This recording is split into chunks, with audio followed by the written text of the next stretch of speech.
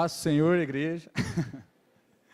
Glória a Deus, é um prazer, uma honra, mas uma responsabilidade muito grande a gente estar compartilhando a palavra, porque a palavra não é a nossa palavra, não é um estudo que a gente faz em casa, simplesmente elabora lá uma ideia legal para transmitir para a igreja, mas a gente crê que é a palavra de Deus, que é viva, que é poderosa, para transformar a realidade das nossas vidas.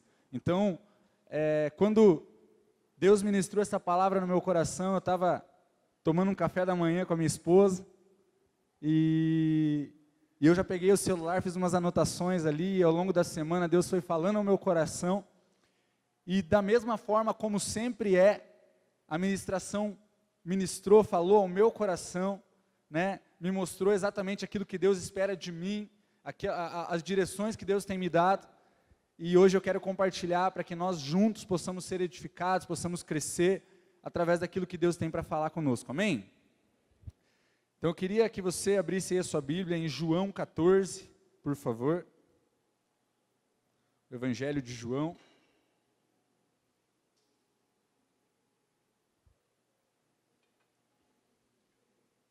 Enquanto você procura, eu vou orar mais uma vez aqui, tá bom? Para você achar o texto, não, brincadeira, para que a gente esteja realmente sensível à voz de Deus. Pai, em nome de Jesus, Senhor, eu me disponho ao Teu Espírito Santo nessa hora, Deus. Peço, Senhor, que o Senhor realmente esvazie-me de mim mesmo, Senhor, e fale, Senhor, ó Pai, simplesmente aquilo que Tu queres falar à Tua igreja. Deus, que nós possamos sair daqui edificados, possamos sair daqui fortalecidos, possamos sair daqui motivados e encorajados, Senhor, a prosseguir pelo caminho que o Senhor nos tem preparado. O Senhor abençoe a vida de cada filho, cada filha, Senhor, ó Pai, que está neste lugar, cada família aqui, Deus, e que nós possamos realmente ter um coração sedento, um coração desejoso pela Tua palavra, e possamos encontrar então a resposta, Senhor, ó Pai, que o Senhor tem nos reservado para essa noite, para esse culto, Deus, e que possamos realmente sair daqui alinhados com o Teu querer e com o Teu propósito sobre as nossas vidas, Senhor, em nome de Jesus. Amém? Todo mundo achou aí? Então vamos ler a partir do versículo 1, que diz o seguinte: se pedir, peraí que eu li no lugar errado, não se turbe o vosso coração, crê em Deus e também em mim, na casa do meu Pai há muitas moradas, se não fosse assim, eu vou-lhe teria dito, pois vou preparar-vos lugar, e se eu for e vos preparar lugar, virei outra vez e vos levarei para mim mesmo, para que onde eu estiver, estejais vós também. Mesmo vós sabeis para onde vou e conheceis o caminho. Disse-lhe Tomé: Senhor, nós não sabemos para onde vais e como podemos saber o caminho. Disse-lhe Jesus: eu sou o caminho, a verdade e a vida. Ninguém vem ao Pai senão por mim. Amém? Glória a Deus. Então, nesse texto que a gente vê ali, Jesus está consolando os discípulos, Jesus está falando aos discípulos sobre coisas que viriam a suceder, e Jesus diz a eles, Jesus deixa claro, Jesus evidencia de que Ele é o caminho, de que Ele é o único caminho, que Ele é o caminho, a verdade e a vida, que conduz ao Pai, amém? Sabe, queridos, e o caminho que Jesus nos preparou, eu não sei quantos aqui já são velhos de igreja, quantos aqui já é a primeira vez que estão visitando, quantos já têm um conhecimento da palavra, mas o plano de Deus sobre as nossas vidas nos mostra que Deus nos cria segundo a sua imagem e semelhança, seres perfeitos, seres santos mesmo, puros, longe do pecado, que não conheciam o pecado, mas através do pecado de Adão ali no Éden, o pecado entra na humanidade, e então o homem passa a caminhar distante de Deus. A palavra de Deus diz que todos pecaram e destituídos foram da glória de Deus, fomos separados da comunhão que nós tínhamos com Deus. E aí, ao longo da história, Deus, em determinado momento, levanta homens, sacerdotes para conduzir o seu povo, e Ele dá algumas leis, algumas instruções para que o povo pudesse alcançar a salvação, mas na verdade eu creio que era para provar ao povo de que sozinho, com esforço próprio, não seria possível alcançar essa salvação, essa redenção da própria vida. Mas então Deus não se contenta em viver um relacionamento com poucos homens, os sacerdotes simplesmente ali que representavam o povo, mas Deus, Ele prepara um cordeiro santo, um sacrifício santo, para que o nosso pecado fosse pago, a condenação que estava sobre nós recaísse sobre ele. E esse cordeiro santo é Jesus, o Filho de Deus. A Bíblia diz que Deus amou o mundo, Deus nos amou de tal maneira que Ele deu o seu único Filho, para que todos aqueles que nele crê não pereçam, mas tenham vida eterna. E através de Jesus, todo o peso da condenação, toda a condenação que havia sobre o pecado das nossas vidas, toda a acusação, todo o fardo de culpa, toda a nossa vida separada de Deus, foi paga através do sacrifício de Jesus. E Jesus nos reconecta ao Pai, Ele é o elo que novamente nos liga ao Pai, que nos permite ter comunhão com Deus. E se eu e você estamos aqui hoje cultuando a um Deus vivo, a um Deus real, a um Deus que trabalha, a um Deus que opera maravilhas em nosso meio, é pelo sacrifício de Jesus, que tornou essa realidade possível novamente. Sabe, então Jesus morre em nosso lugar, porque o peso do pecado produz morte sobre as nossas vidas, mas Jesus morreu em nosso lugar.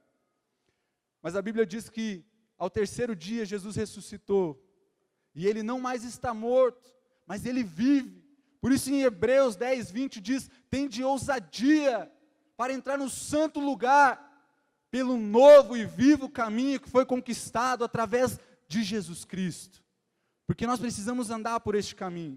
Mas algo que Deus fala ao meu coração e ministrou ao meu coração, foi lembrar que durante ali a continuidade, depois de Jesus morrer, depois de Jesus ressuscitar, Ele se manifestar aos discípulos em algumas ocasiões ali, mostrar que Ele havia ressuscitado, e aí Jesus então ser assunto aos céus e estar junto de Deus.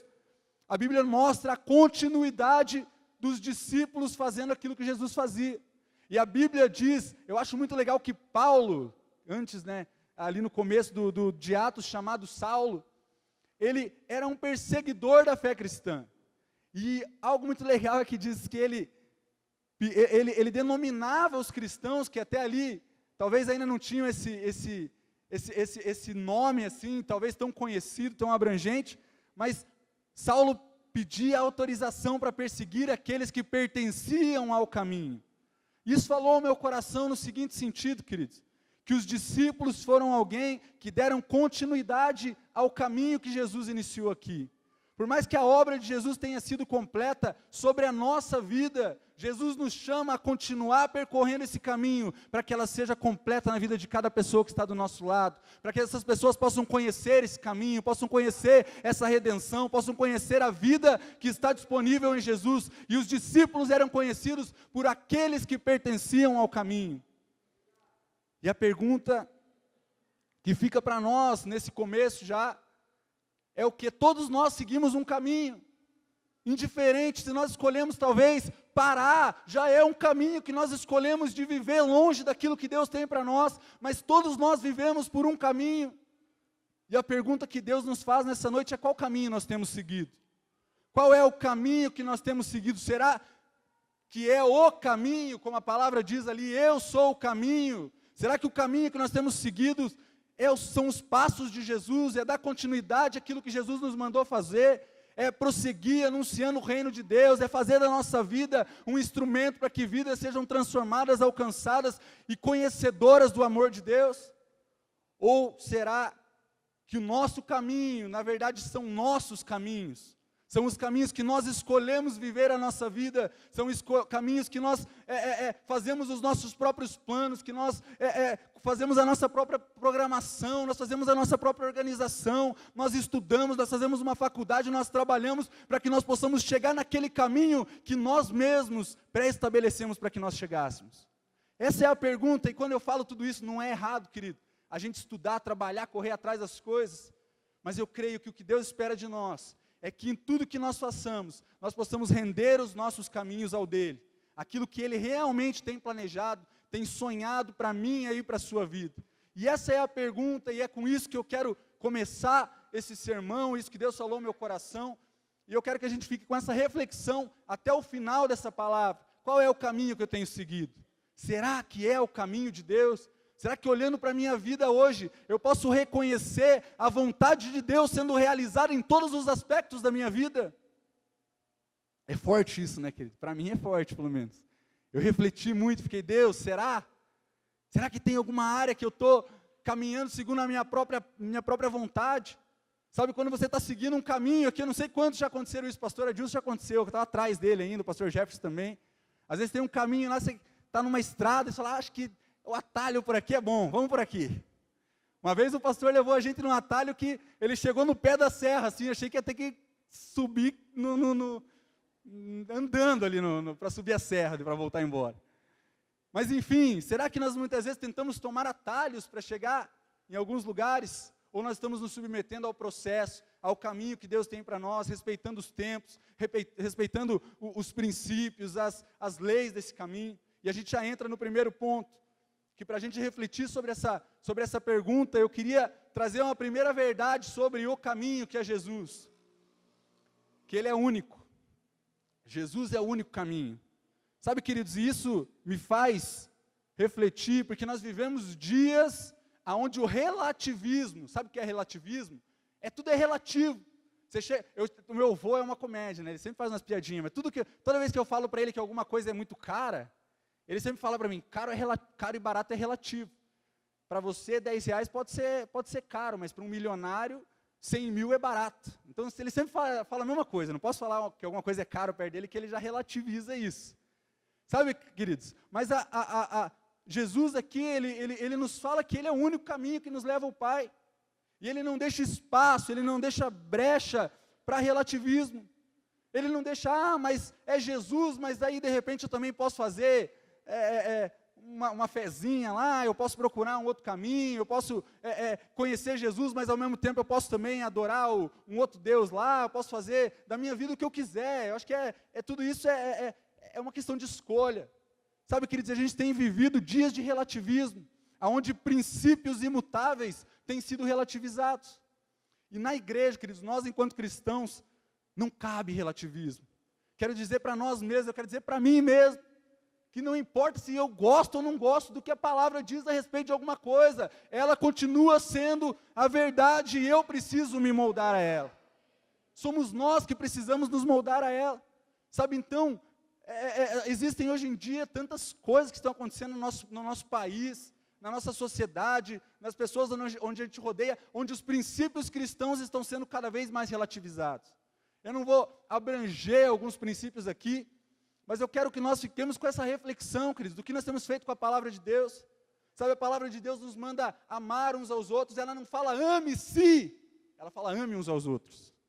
Ela não fala ame somente os seus amigos, mas ela fala ame até mesmo os seus inimigos, porque amar os amigos qualquer um faz, até os fariseus, até os hipócritas, qualquer pessoa faz, mas ame os seus inimigos.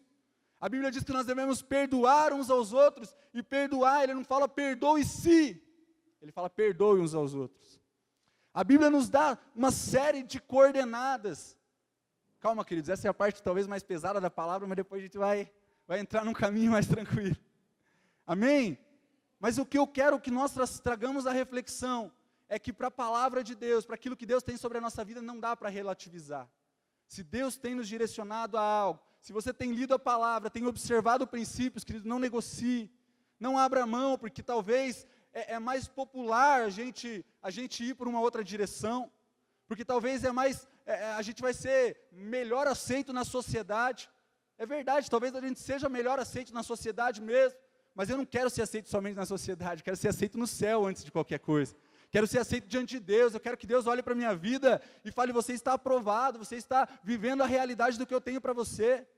Sabe, queridos, então, não é a nossa militância, seja política, seja ideológica, hoje tem uma palavrinha-chave que o pessoal usa nas redes sociais, não é o nosso lacre na rede social, não é a nossa popularidade, não é o nosso sucesso financeiro, não é o nosso sucesso profissional, não é o quão nós somos, mas é o quão o caminho é em nós, o quão a palavra é em nós, o quão nós permitimos que a palavra de Deus permeie os nossos caminhos, molde cada passo que nós damos.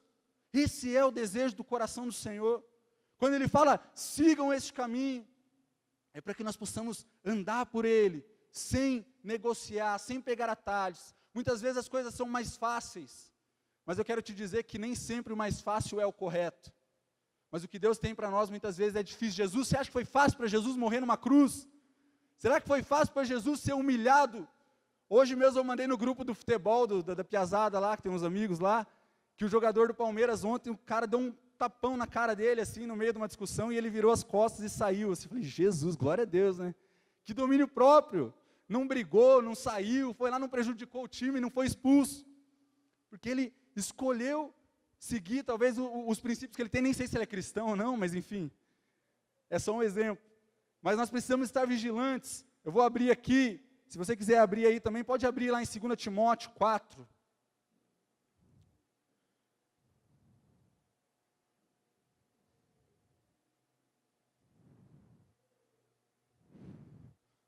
Segundo Timóteo 4,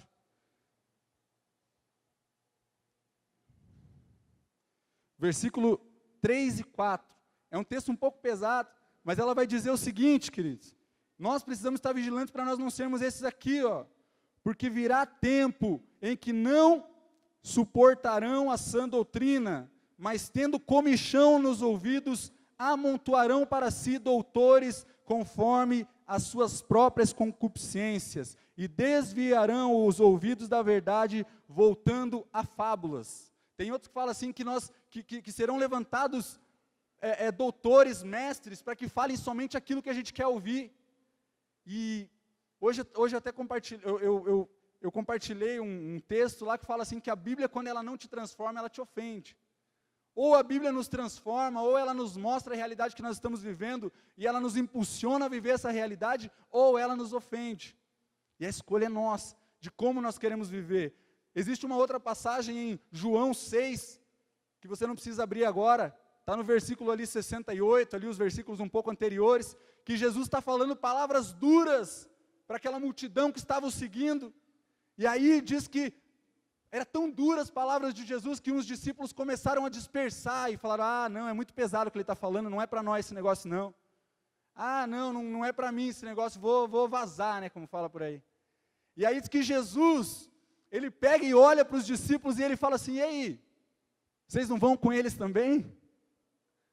E aí diz que Pedro fala assim, Senhor, para onde nós iremos, se só Tu tens as palavras de vida eterna? Para onde nós iremos? Sabe, queridos, então toda vez que a Bíblia trouxer algo que é difícil demais, eu sei que cada um tem uma dificuldade aqui. Tem pessoas que têm muita dificuldade para não mentir, tem pessoas que têm muita dificuldade para perdoar, tem gente que tem dificuldade talvez para não olhar coisas nas páginas da internet aí, sabe, queridos, mas toda vez que a Bíblia nos desafia a algo que é doloroso, algo que talvez pesa o nosso coração, que parece difícil demais, eu quero te dizer que nós precisamos ser assim como Pedro e falar, Senhor, é duro demais, é difícil demais, mas para onde eu vou, Senhor, se só Tu tens as palavras de vida eterna?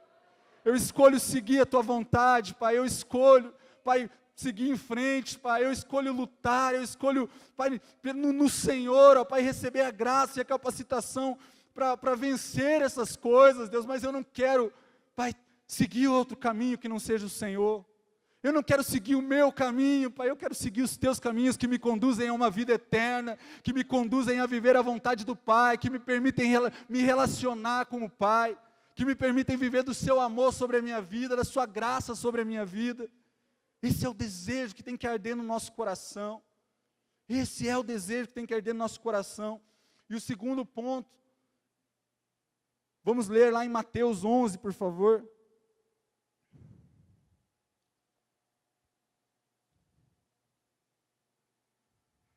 Mateus 11, 28 e 30 a gente vai ler.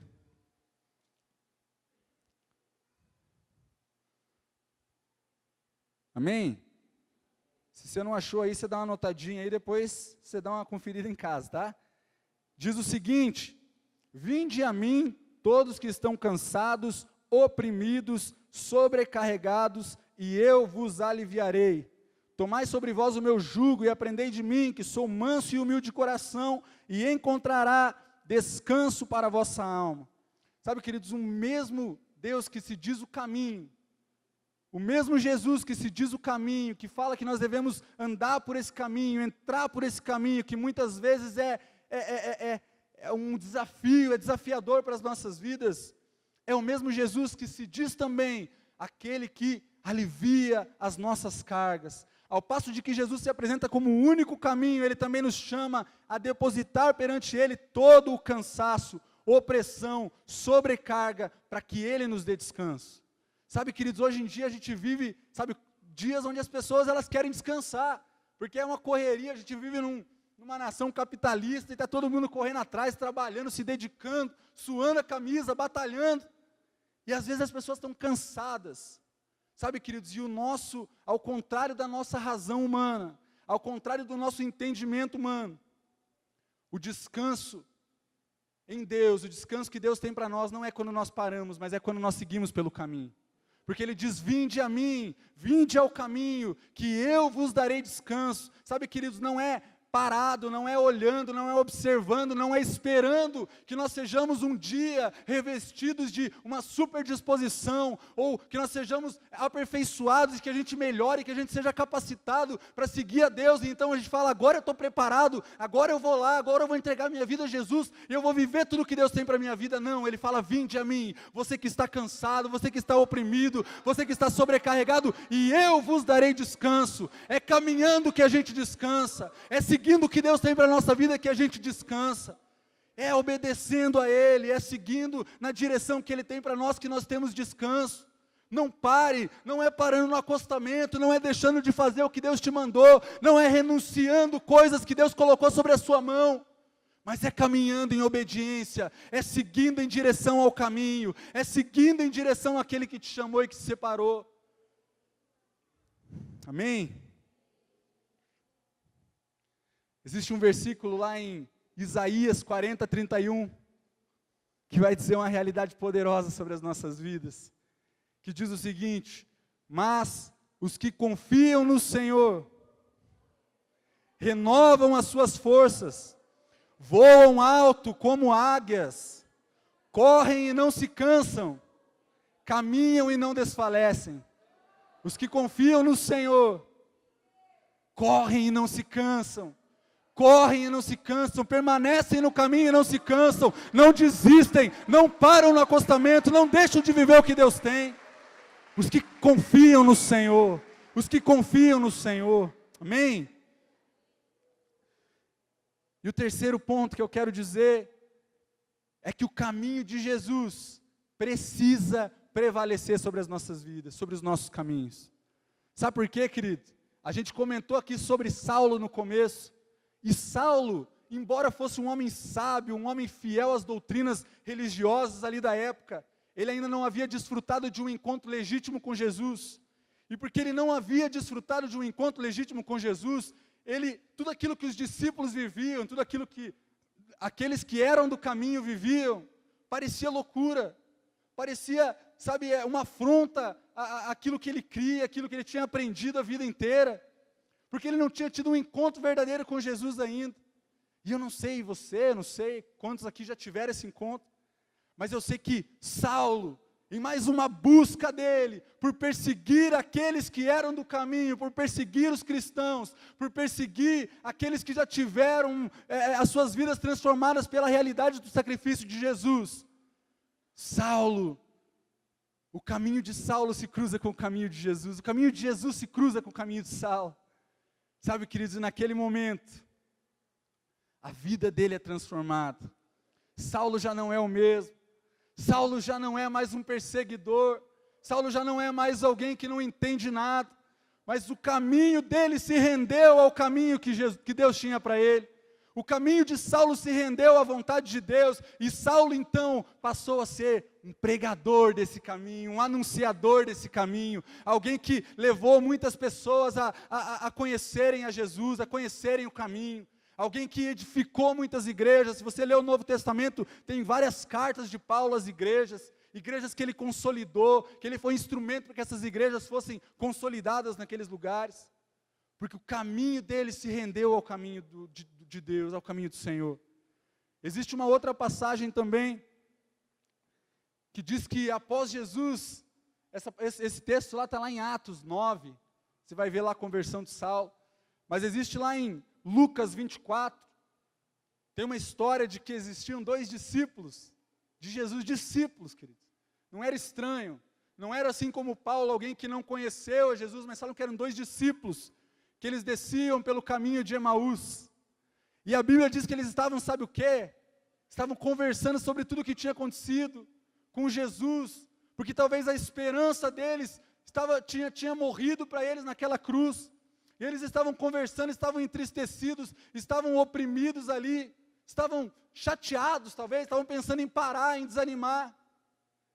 Mas a Bíblia diz que Jesus aparece no caminho deles. Jesus cruza com o caminho deles. E Jesus conversando com eles, seguindo na caminhada com eles, eles ainda não o reconheceram de imediato, mas diz que no momento do partir do pão ali, os olhos deles se abriram e eles reconheceram que Jesus estava vivo. E sabe o que aconteceu, queridos? Toda a tristeza, todo o choro, tudo aquilo se transformou em alegria, e eles foram correndo contar para os outros discípulos que o nosso Redentor vive, que Ele apareceu em nosso meio, Ele se revelou, Ele está conosco, nós não estamos mais sozinhos, nós não estamos mais abandonados, mas Jesus vive e Ele se revelou a nós. Então toda aquela tristeza não sobrou mais espaço, toda aquela angústia não sobrou mais espaço, toda aquela lamentação que eles iam conversando pelo caminho ali, talvez chorando, talvez, sabe, sem esperança alguma, tudo aquilo, todo o caminho que eles seguiam, queridos, deu lugar ao caminho do que Jesus tinha sobre a vida deles, do plano que Deus tinha sobre a vida deles. Sabe, queridos, eu creio que nessa noite, o caminho de Jesus quer cruzar muitos caminhos aqui. E assim como Saulo, que não entendia nada, que talvez não tinha a revelação de quem era Jesus ali, não sabia quem era Jesus, não tinha fé que aqueles discípulos tinham, e aquilo tudo parecia uma loucura. Mas quando o caminho de Jesus cruza o dele, ele é transformado. Sabe, eu creio que Deus é poderoso para fazer isso na nossa vida, eu creio que Deus é poderoso para transformar a nossa história, para transformar o nosso destino, para transformar a nossa caminhada. O caminho que Deus tem sobre a nossa vida é perfeito, é verdadeiro, e é o único caminho que nos dá esperança, que nos dá vida, porque Ele nos conduz ao Pai, Ele nos liga com aquele que nos criou, com aquele que tem uma vontade perfeita sobre as nossas vidas, e é nesse caminho que nós precisamos caminhar, é nessa direção que nós precisamos seguir. Não importa se nós seremos aceitos, se nós seremos reconhecidos, se nós seremos adorados ou se nós seremos desprezados, se as pessoas acharão que os princípios que nós carregamos em nós ferem a sociedade, se os princípios que nós carregamos em nós, de certa forma, é politicamente incorreto. Quero te dizer que a Bíblia, por muitas vezes, ela é politicamente incorreta, ela não se adapta a nós, mas somos nós que precisamos nos adaptar a ela. Sabe, queridos, e o que Deus tem sobre as nossas vidas é fortalecimento, é renovação, é uma capacitação. Mas para isso, queridos, nós precisamos ir até Ele. A Bíblia diz: vinde a mim, todos que estão cansados, oprimidos, sobrecarregados, e eu vos aliviarei, eu vos darei descanso. Esse Deus, esse mesmo Jesus, que cruzou tantos caminhos.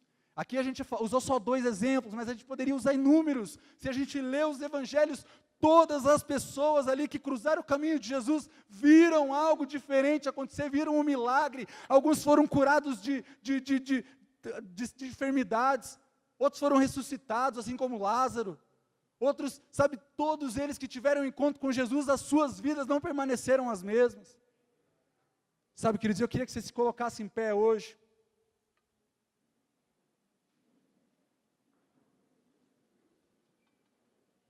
Eu queria que você fechasse os seus olhos aí, querido. Não converse com a pessoa que está do seu lado, mas feche os seus olhos, queridos, porque Deus, o caminho está aqui. Jesus está neste lugar.